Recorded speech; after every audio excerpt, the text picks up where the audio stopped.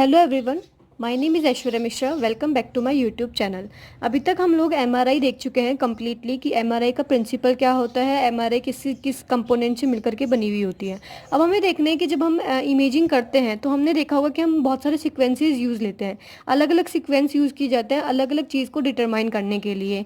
अगर आपने कभी एमआरआई मशीन देखी होगी या एमआरआई का मशीन का जो कंप्यूटर है, जो कंसोल रूम में जो कंप्यूटर रहता है, उसे देखा होगा तो आपने बहुत सारी सिक्वेंसेस की सीरीज़ देखी होगी कि हमने अलग अलग सीक्वेंसेस यूज़ करते हैं अलग अलग किसी भी एनाटॉमी या फिर किसी भी फंक्शन को देखने के लिए। ठीक है, तो व्हाट आर एमआरआई सीक्वेंसेस, ये हम लोग देखेंगे। ये टॉपिक बीआरटी थर्ड ईयर के लिए, यानी जो बैचलर डिग्री है उसके थर्ड ईयर के लिए काफ़ी इंपॉर्टेंट है। एंड जो डीआरटी है सेकेंड ईयर में भी इस साल भी वो पूछा गया है, तो डीआरटी सेकेंड ईयर के लिए इंपॉर्टेंट है। बेसिकली फाइनल ईयर के जो स्टूडेंट्स हैं, चाहे वो डिग्री हो या चाहे वो डिप्लोमा, उन दोनों के लिए ये टॉपिक बहुत इंपॉर्टेंट है बिकॉज ये नंबर भी बहुत अच्छे गेन करता है। So let's just start. MRI sequences.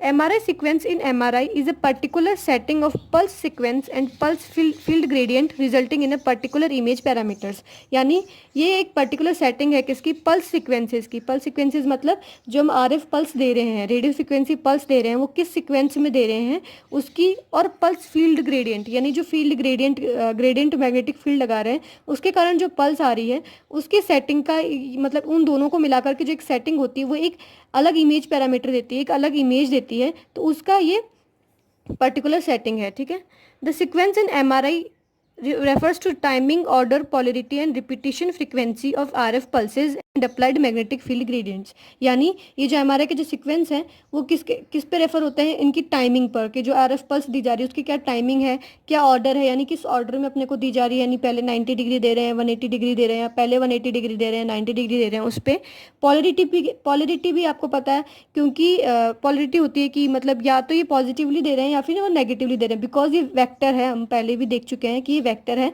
तो हमें पता चलना चाहिए कि इसकी पॉलरिटी क्या है।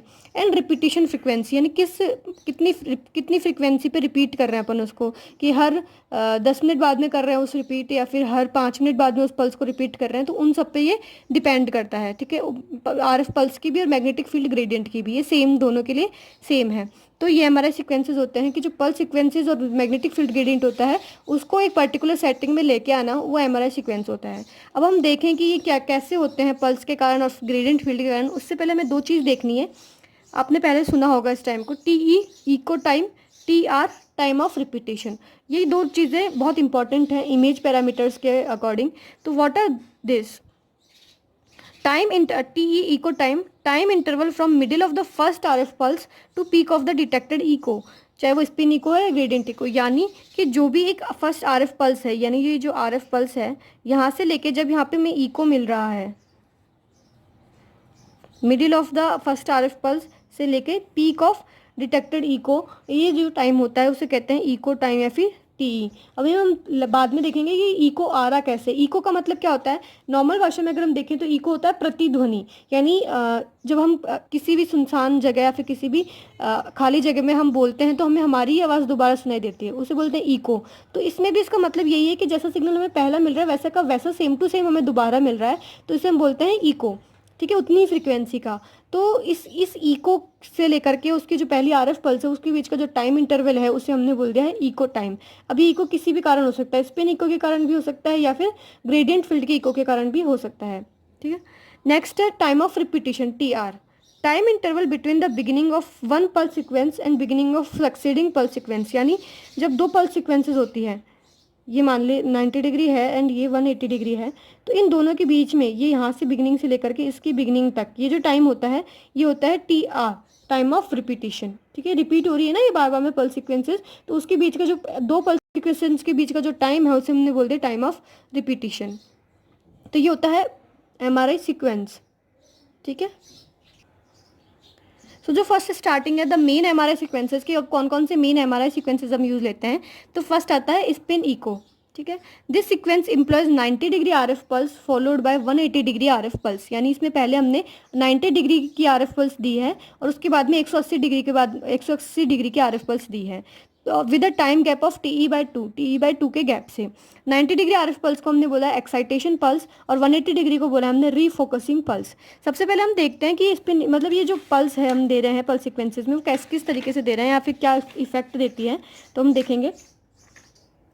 जब हमारे पास हमने कोई भी फ्रिक्वेंट कोई भी मैग्नेटिक फील्ड नहीं लगाया, फिर कोई भी दूसरी आरएफ पल्स नहीं लगाई है, तो हम देखते हैं कि जब हमें रिलैक्सेशन होता है रेजोनेंस के बाद में, जब टाइम के साथ में रिलैक्सेशन होता है, तो इस तरीके से कुछ हमें इंटेंसिटी मिलती है कि ये सिग्नल मिलता है हमको। रिलैक्सेशन हो रहा है ना, ये एक्साइटेशन स्टेट थी, अब यहाँ से हमें रिलैक्सेशन हो रहा है 90 डिग्री आरएफ। यहाँ पे जब हमने 90 डिग्री आरएफ पल्स देते हैं तब उससे रेजोनेंस होता है, तो ये एक्साइटेशन स्टेट में चली जाती है। लेकिन जब हमें 90 डिग्री आरएफ पल्स को विड्रॉन कर लेते हैं, दोबारा ले लेते हैं, तो यहाँ से क्या होगा कि ये एक्साइटेशन से रिलैक्सेशन करती हैं तो कुछ एनर्जी को लॉस करती है। तो इस तरीके से वो हमें मिल रही थी सिग्नल के रूप में, ठीक है। टाइम के साथ ये धीरे धीरे ग्रेजुअली कम हो रही थी। तो हमने इसको बोला था free induction decay, free induction decay, FID signal, free induction decay signal, कि अभी तक हमने इसमें कुछ भी ग्रेडियंट फील्ड नहीं लगाया या फिर कोई भी स्पिन इको नहीं लगाया, तो हमने इसको बोल दिया FID signal, free induction decay signal. सिर्फ आरएफ पल्स को विड्रॉन करते ही हमें ये सिग्नल मिल गया था,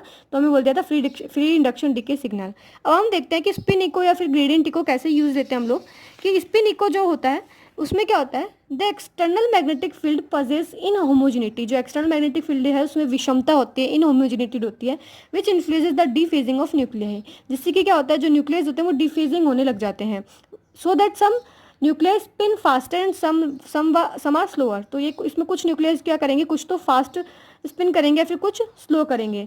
तो हमने क्या कर दिया, the 180 degree RF pulse is purposely अपने इसको अप्लाइड किया to remove the external magnetic field inhomogeneity, ताकि जो एक्सटर्नल मैग्नेटिक फील्ड में जो विषमता है उसको हम हटा सकें। Thus this refocusing pulse inverts the spin so that faster spins become slow and slower become faster। कि हमने जो अभी ये 180 डिग्री आरएफ पल्स लगाई है, इसके अंदर क्या होगा कि जो फास्टर स्पिन है वो थोड़े कम स्लो हो जाएंगे और जो स्लोअर है वो थोड़े फास्ट हो जाएंगे, जिससे कि हमें एक पर्टिकुलर वेलोसिटी में स्पिन्स मिल जाएंगे। As a result reverse FID signal is obtained.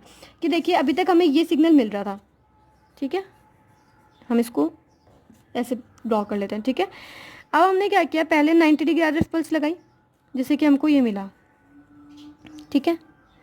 अब हमने 180 डिग्री दोबारा लगा दी। स्पिन इको में हमने ये देखा कि पहले हमने 90 डिग्री लगाई है, उसके बाद में हमने 180 डिग्री लगा दी है। 180 डिग्री से क्या हुआ है कि इसमें जो स्पिन्स न्यूक्लियस थे वो कुछ स्लो हो गए, कुछ फास्ट हो गए, इन्वर्जन हो गया उनका, ठीक है। तो इसमें क्या हुआ कि हमें दोबारा FID सिग्नल, दोबारा एक और सिग्नल मिलेगा जो भी ये इसी तरीके का, जब इसको अब हम विड्रॉन करेंगे तो हमको वापस से ये ऐसा सिग्नल मिलेगा। तो इससे जो होता है कि ये क्या हो रहा है, हमें 2 FID सिग्नल जैसे मिलने की कंडीशन हो चुकी है कि इस तरीके से लेकर के फिर हमें वापस से इस तरीके से ही मिल रहा है। तो हम इसको कहते हैं इको, सेम फ्रिक्वेंसी का हमें इको मिल रहा है, ठीक है।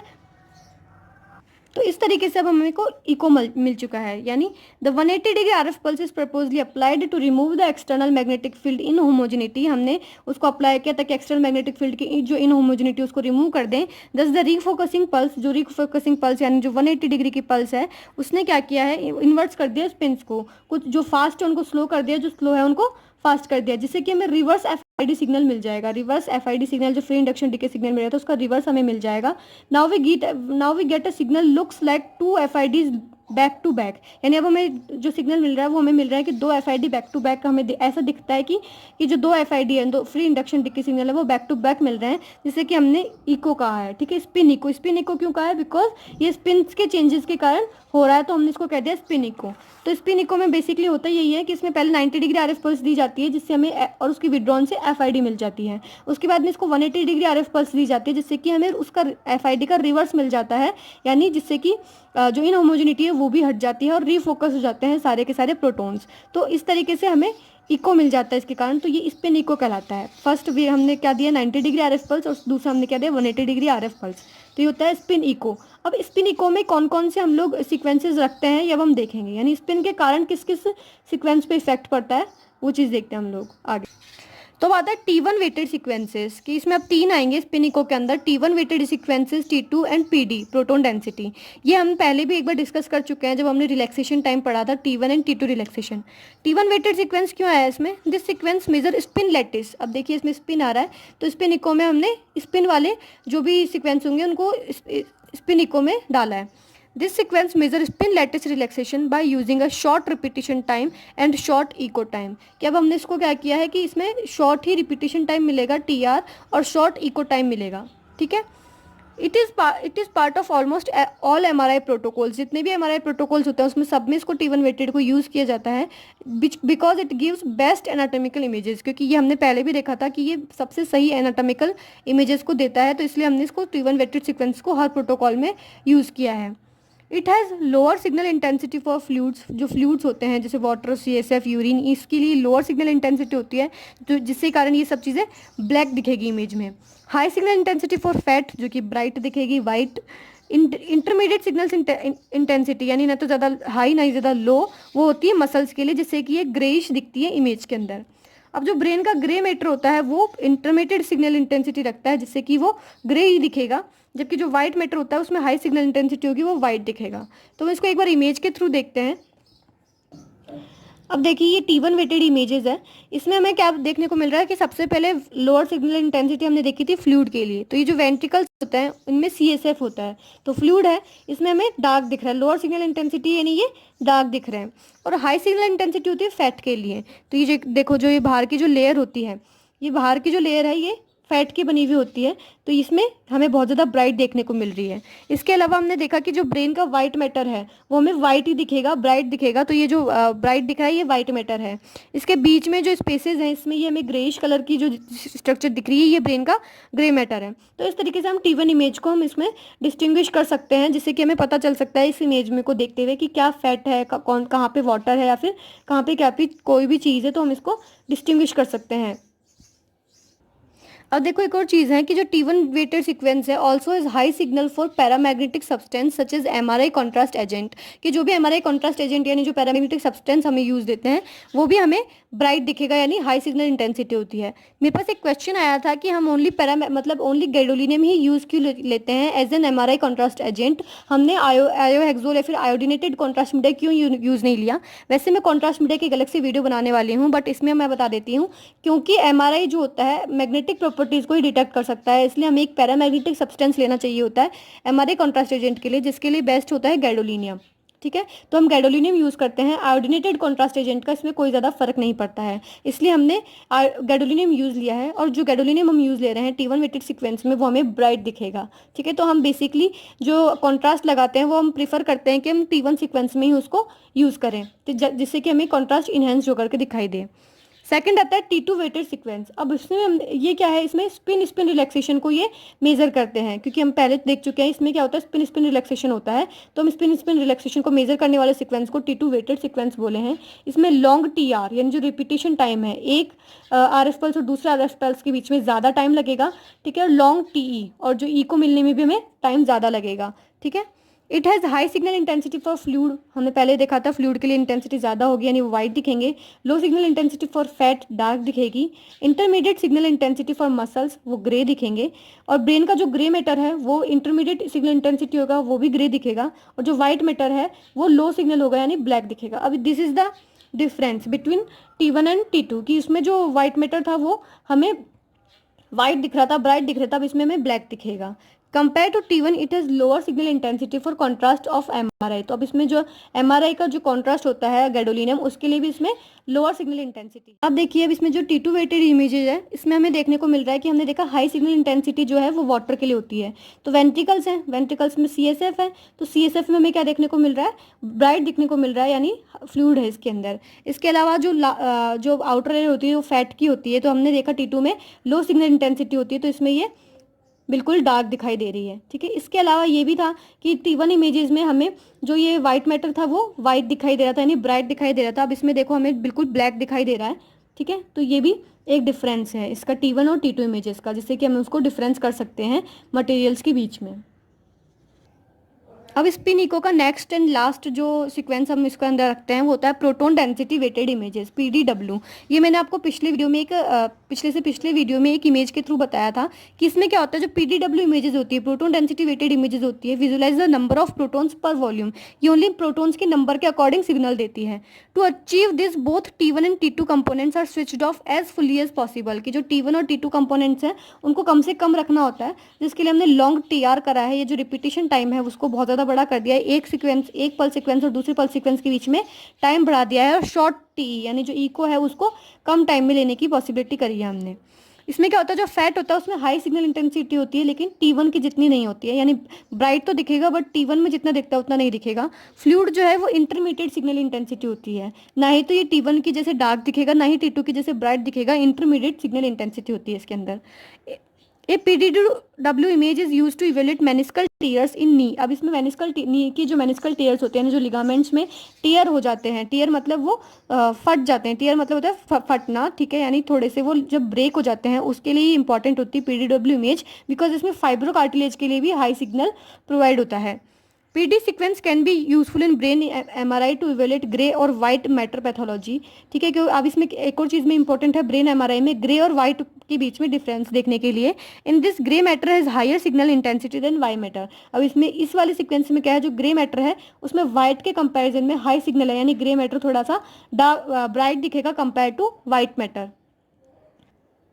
अब देखिए PD इमेज है, इसके अंदर हमें देखने को क्या मिल रहा है कि जो वेंट्रिकल्स है इसमें CSF है, ना ही तो ये ज़्यादा डार्क दिख रहा है यानी ब्लैक दिख रहा है जैसे कि हमने T1 में देखा था, और ना ही ज़्यादा ब्राइट यानी ना ही ज़्यादा वाइट दिख रहा है जैसा कि हमने T2 के अंदर देखा था। इंटरमीडिएट सिग्नल इंटेंसिटी है, इसलिए ये ग्रेइश कलर का दिखेगा। इसके अलावा जो ये मैटर है, यानी जो हमें ब्लैक सा दिख रहा है, ये होता है ग्रे मैटर, वाइट मैटर, जो कि हमें इसमें थोड़ा सा डार्क दिख रहा है कंपेयर टू ग्रे मैटर जो कि हमें पास में वाइट दिख रहा है। तो मैंने बताया था कि इसमें जो ग्रे मैटर की जो इंटेंसिटी होती है वो वाइट मैटर के कंपैरिजन में थोड़ी ज़्यादा होती है, तो ग्रे मैटर वाइट दिखेगा और वाइट मैटर थोड़ा सा ग्रेइश दिखेगा। इसके अलावा जो फैट है, जो बाहर की लेयर है, वो भी हाई सिग्नल इंटेंसिटी होती है इसकी, तो ये भी ब्राइट दिखेगी बट उतनी ब्राइट नहीं दिख पा रही है जितनी T1 इमेजेस में थी।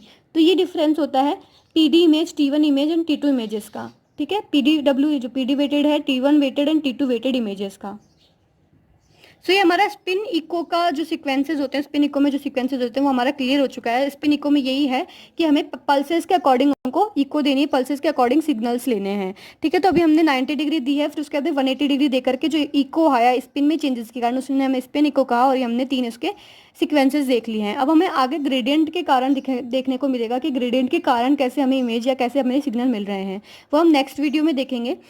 आई होप आपको ये वीडियो समझ में आया होगा, और इस वीडियो से रिलेटेड आपको कोई भी क्वेश्चन या फिर कोई भी डाउट है तो आप मुझे कमेंट सेक्शन में कमेंट कर सकते हैं। I will definitely explain to it, and thanks for watching.